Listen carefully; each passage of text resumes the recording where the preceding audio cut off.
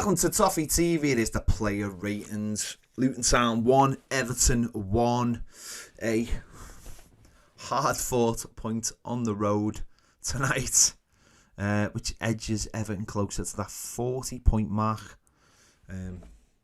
which has got to be the target, because really it's 48, and it's a shame we've just missed out on 50. But there you go. So be it. That's life. It was a tough game. We struggled for large parts of it, but we come away with a point, and ultimately it doesn't really matter, because obviously we've all been dining out on the fact that we've been safe for a week now, so you can all just chill out and enjoy your weekend, your bank holiday weekend if you're in the UK. Jordan Pickford in goal. Early on, made that one. He came out for it when Tarkowski was coming back, and it's just like, oh no, you can see what's happening here. But he got out of the way of the player. The player fell over. I don't know why we allow players to just get away with that stuff, but we seem to do now. They just dive around and nothing gets said to them. But made 4 saves. Goals prevented 0.52. He prevented half a goal. And yeah, pretty calm, pretty steady. No real issues at all. Just done his job. A lot of high balls into the box as well. But again, very, very steady. Done his job. And I'll give him a 7 for that. Ben Godfrey, one big moment where he cleared the ball off the line. And again, had an okay game. His duels, we won 5 out of 6 ground duels, won 2 out of 4 aerial duels, so 7 out of 10 duels. So, again, decent. Really didn't offer us too much going forward. Had to switch positions as well, of course, with that when Ashley Young went off. So, yeah, did okay. Nothing amazing. Just nice and steady. Done a job for us there again. Yeah, again, not there's not much to write home about, but you can, from the duels and stuff, he's done quite well. Just show you this heat map there, so you can see, middle part of the pitch again, getting forward, getting up and down, a little bit on the left hand side as well. So steady, one of the more steadier performances of tonight. And they were targeting those wide areas as well. So again, did all right. No real issues at all for Ben Godfrey tonight. No massive mistakes to call on. So again, I would give Ben Godfrey a 7. On the other side, Ashley Young, who they were majorly targeting. There was one early on, wasn't there, where Clinton Morris had got through and Ashley Young had gone down, and we'd won the foul, and from that point onwards they were definitely not happy with him. They were booing his every move. Won 5 out of 5 ground duels and 1 out of 3 aerial duels, so 6 out of 8 tonight. That's not bad at all. The goal, I thought it was fantastic play by Adebayo, I must admit. I thought he done brilliantly for the goal. I don't think he should have been in that position where he was left one-on-one with him. The striker done brilliantly well, and that's what's going to happen when you've got a 38-year-old on the pitch against a 26-year-old in the prime of his career, coming back off an injury, wanting to prove himself. I don't think Ashley Young had a there's an image of him having like a terrible game because of the goal. I don't think he had a terrible game at all. I thought he was quite steady in the game. I thought he made some good clearances and some good tackles for us. Is he who you want there? Of course not. Everton will have to make a decision whether they're going to keep him for next season. I think when you look at our squad, it's very dangerous just to make the decisions of, oh, we need to get rid of him.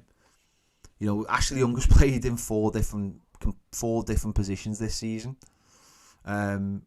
here's someone who can come in and just fill in. And I know he's not everyone's cup of tea, but you got to think of the bigger picture. You got to think of what we have financially and how one player can cover so many positions. You don't want him starting in those positions. You want him to be cover for those positions, and the fact that he can cover at right back and cover at left back. Is he blocking someone's path? Well, certainly not if he's the backup for left back, because we haven't got another left back. The right back position, maybe there's something, there's a decision to be made there, because we do have Patterson, and we do have Ben Godfrey if we're looking at him more of a full back. But it is a funny one. It is a funny one with Ashley Young. He gets himself into these situations like the Forest game, where he had an okay game, but obviously things just I don't know, he's just a magnet for trouble, isn't he? Even when the penalty got given and he was holding on to the ball, like he was some kind of, like he was preparing it for Dominic Calvert-Lewin. He's a wind-up merchant, and we don't have too many of those players. Listen, none of that really relevant to what he was tonight. So, yeah, I thought he did all right. The goal, could he have done better? I think he could have done better not to have been one-on-one with him. I'm not sure there was much he could do once the lad pulls the ball down. I thought that was a brilliant piece of skill. So, Ashley Young, I would give a 6.8 for tonight.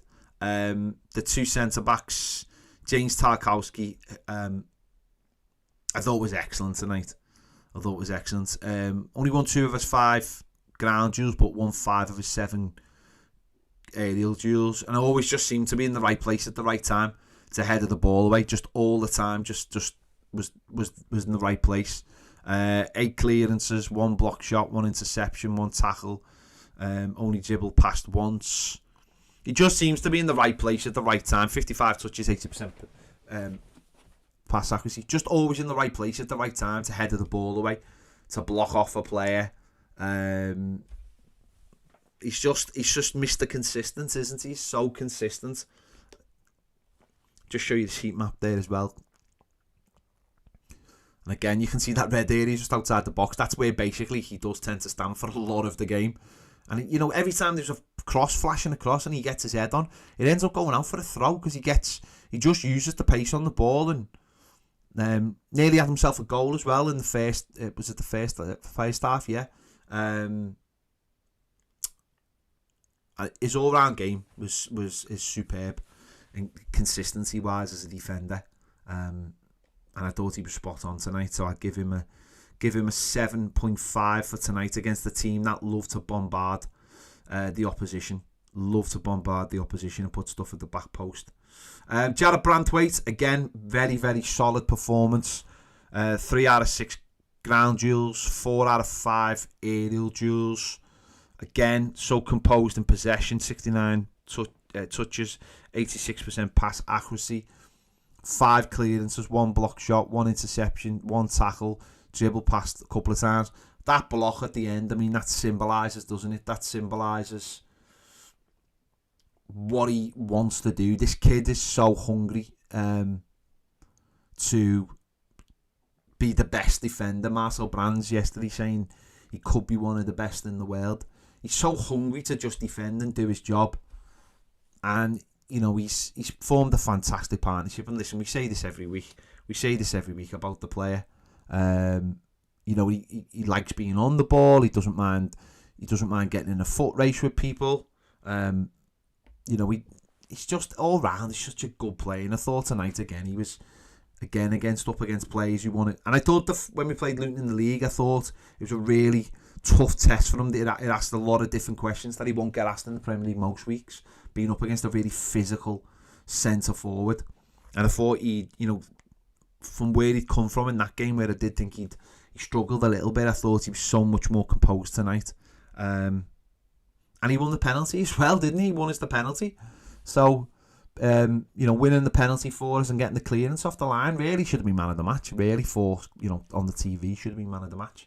two massive moments in the game that he's contributed to help Everton get something out of the game. So, again, a really good performance from Jarrad Branthwaite, who I'd give a 7.7 for tonight's performance. Into midfield, where I did really think, not in the first half, but I thought the second half we struggled. I thought we struggled in the second half. Ajisagana Gay thought he was excellent in the first half. He tailed off a little bit in the second half, but I thought he was excellent in the first half. 4 out of 7 ground duels. Again, just there to just nick the ball and just reading the game right. 95% pass accuracy from 55 touches. Again, all round, just been over the last month since he's been back. The last 4 games or whatever. He's just been excellent. He's such a big miss when we don't have him. And again, I thought he played well tonight. He played well without being utterly amazing, obviously. But I thought he played well. 4 tackles, one interception, one clearance. So wasn't dribbled past once. He's just been very, very consistent in the last month, and there's just helps, just gels that midfield together really. And you can see there all over the middle part of the pitch, and even in, a little bit in our box as well at times for the set pieces, because having to deal with set pieces and getting rid of them. So I thought Ajisagana Gay had a good game as well tonight, or a good solid game. Went off with about 10 minutes to go. So I give him a 7.2 for tonight. James Garnett picked up an early booking, and I really thought that stopped them getting into the game as much as he normally would. Did win 4 out of 6 ground duels, no aerial duels, 88% pass accuracy. But I just thought that once he picked up the booking, he just couldn't be as niggly as sometimes as he can. He likes to get close to people. He likes to be a little bit niggly. He likes to, use the player at times, just get in behind them, knock them a little bit to try and win the ball. Use them to get the ball back. I just don't think he could do that tonight. I don't think he made 3 tackles, but I don't think he'd make the kind of tackles that he could, because it was such an early booking. And I was actually thinking in the first half, I wonder if he might even look to take him off. He played 55 minutes, but I think by that time, when he was going off, it was I'm not even sure it was a booking either, if I'm perfectly honest. It was one of them where he sort of was running behind them, and the player falls, and you fall on top of them, and it's like, is that really a booking? Is he really stopping the play from getting away, or is he, yeah, I don't know. It's hard to say, but as I said, I think sometimes when you just get a yellow card early, and that's your game is all about getting in people's faces a little bit, and you can see there from his heat map, there's not as much red on it as we've seen it again in the last couple of games. There's not as much intensity in certain areas. That's when you're getting around people and you're trying to stop them play. I just don't think he could do that tonight after getting that yellow card.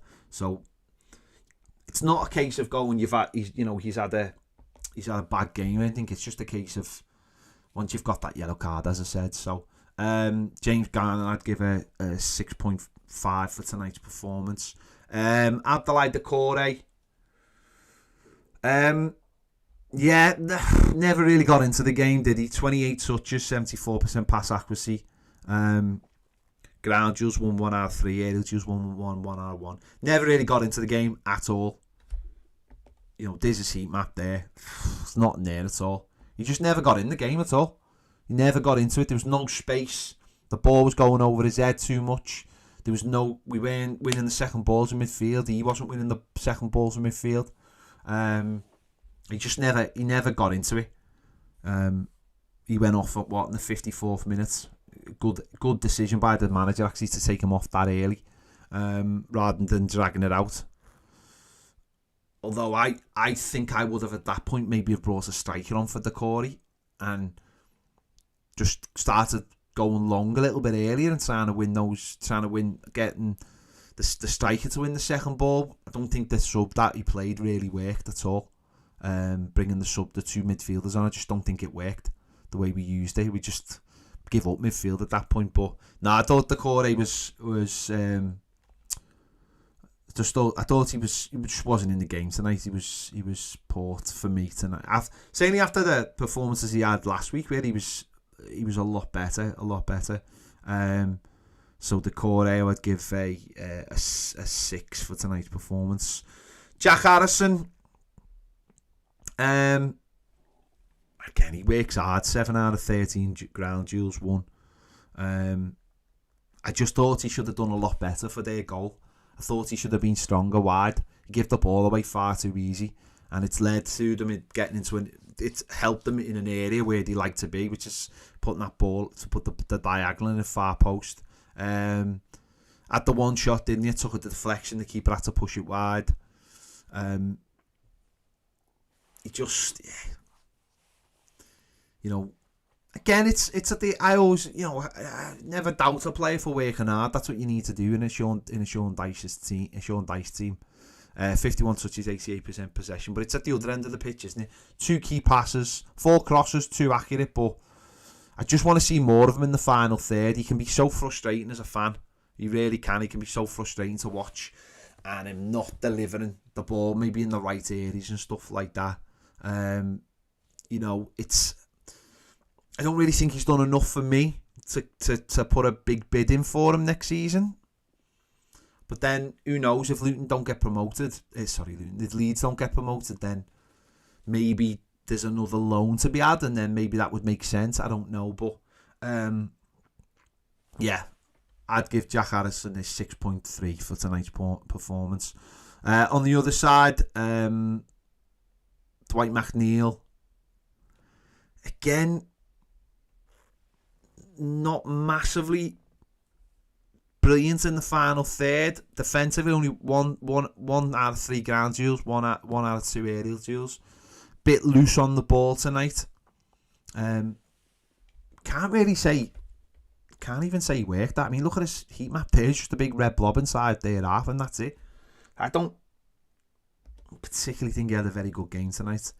Again, good set pieces put into good areas, but crosses 7, non-accurate. Long ball 6, 3 accurate. Yeah, I don't think he's done anything tonight really writing home about. Big tough week last week, but I think again might have just been that game too far for him. So Dwight McNeil, I'd give a 6.2 for tonight's performance. And Dominic Calvert-Lewin, the goal scorer, I thought he had a good all-round game. He was massively isolated again. Just so isolated tonight, was incredible. Scored the penalty, had the header, which keeper made a good save, but yeah, keeper made a good save. 35 touches, 50% pass accuracy. Shots 2, both on target. Dribble attempts 5, 2 successful. Won 4 out of 10 ground duels. Only won 4 out of 12 aerial duels, which is a surprise for Dom. Decent game, as I said. Scored the penalty, so he's hopefully keeps that run going of scoring goals to the end of the season. Could be a good end of the season for him, obviously. With obviously the 4 goals in the last 5 games, is it for him? So yeah, I thought he had a decent all-round game, but just really isolated. I'd have liked to have seen the manager bring on Beto or Chimiti with Dominic Calvert-Lewin for 10 minutes rather than bringing Decore on. I just don't think that sub worked at all, bringing those 2 midfielders on, which we'll talk about in a moment. But Dom, yeah, I'd give Dom a 7.5 for tonight's performance. To show you this heat map there. Don't forget all of these stats and heat maps and everything else are from the SofaScore app. Please download it if you haven't already. It's free and it really helps the channel out. It really, really does. Thank you. The SofaScore app. The link is in the description. If you use our link, then they know we sent you. Thank you. The subs.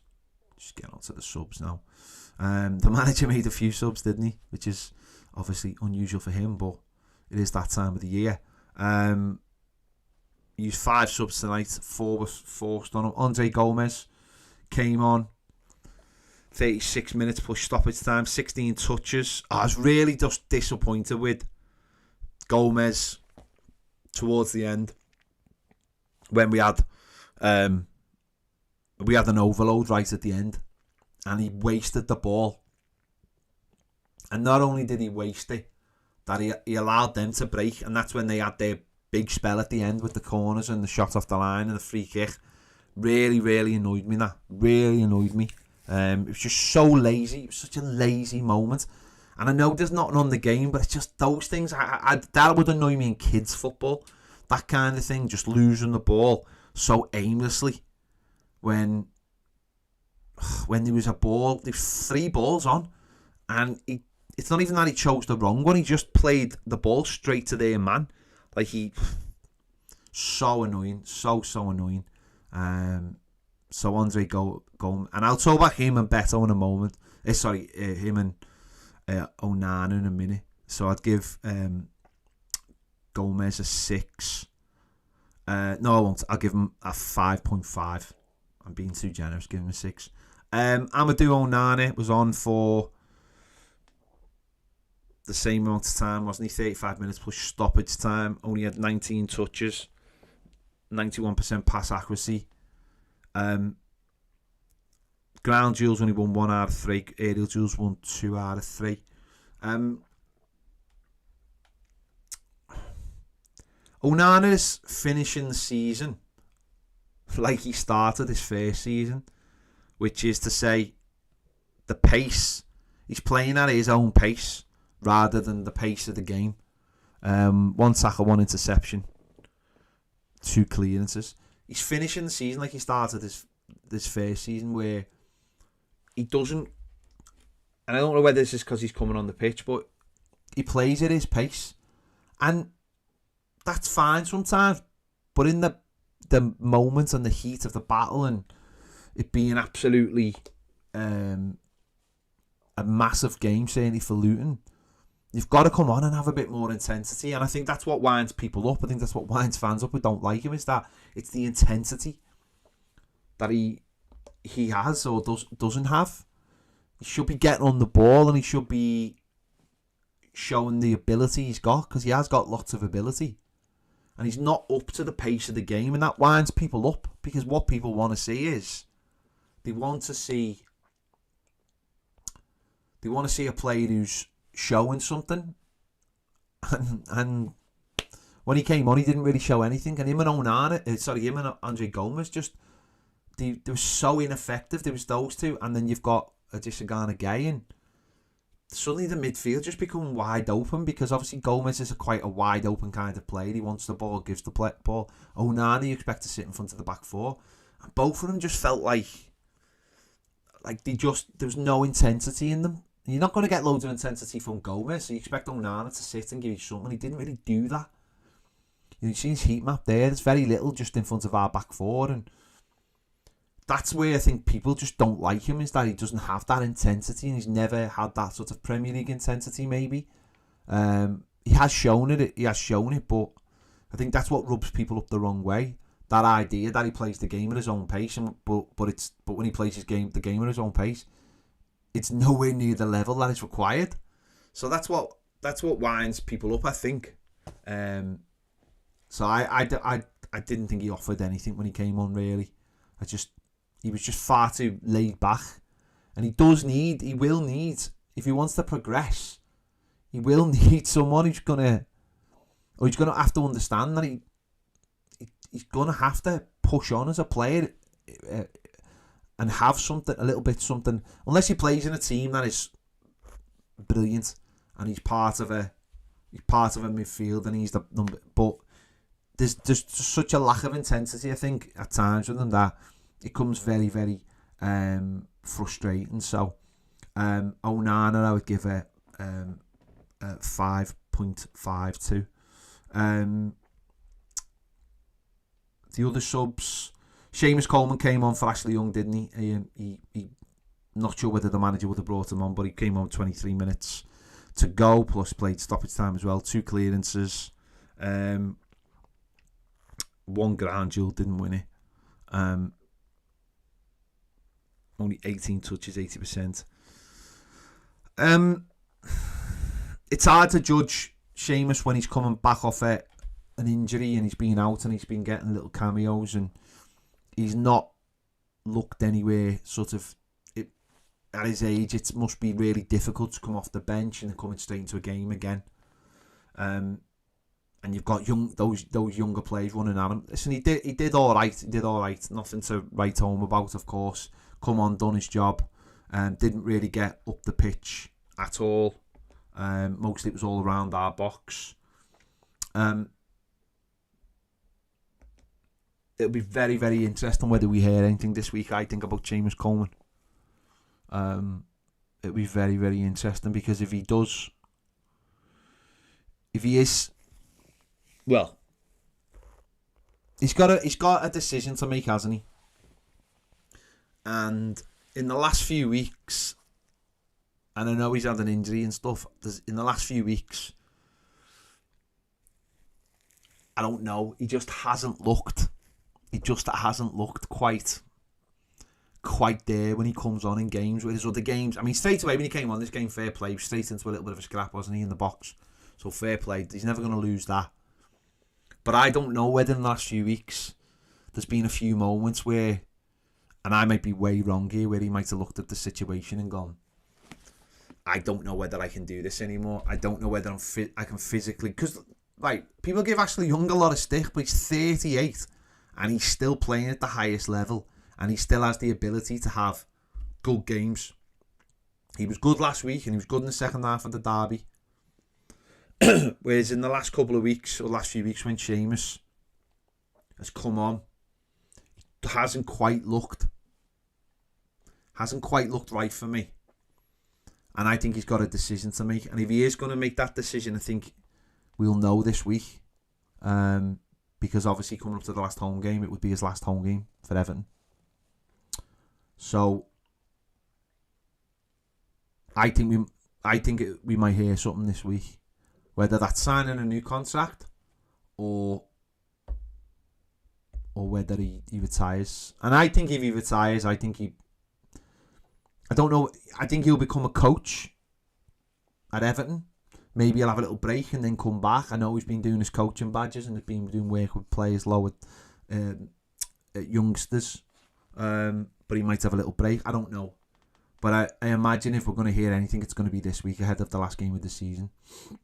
But I just don't think he's been there at all since. And I don't mean that in a horrible way. And I'm not like, he needs to retire. I look at him and I see a player that might be thinking about it. Because he's got to obviously think about it. Can he still compete at the highest level?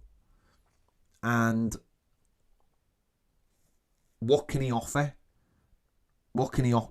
And Seamus will be honest with himself enough to know whether he can offer something. And it depends what. Look at Leighton Baines. Leighton Baines was like, I'm done. I am done. This is the time, and I'm done. And that was it. That was the end of it. So I think there'll be a decision to make this, or I'd certainly expect an announcement one way or another this week, with it being the last game of the season. You can't leave fans. You've got to keep fans in the know, because we can't let him.